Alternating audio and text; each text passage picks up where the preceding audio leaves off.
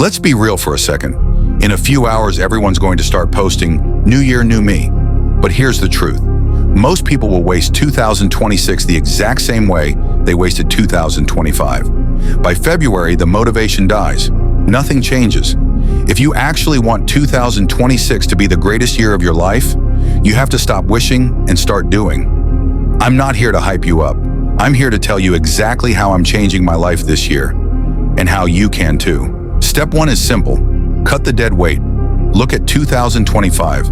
What wasted your time? Who drained your energy? What habit made you feel like a loser at the end of the day? Be honest with yourself. If a person makes you lazy, stop hanging around them. If an app makes you feel insecure or addicted, delete it.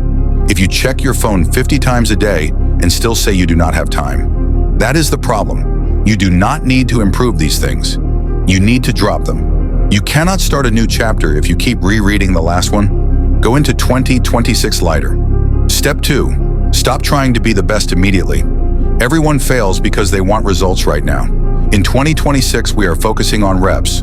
Whatever you want to do, get fit, start a channel, learn a skill, make money.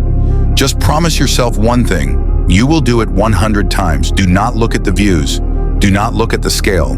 Do not look at your bank account. Just show up and do the work. Consistency is not about being perfect. It is about not quitting when things get boring. The biggest mistake you can make is waiting until tomorrow morning. Start tonight.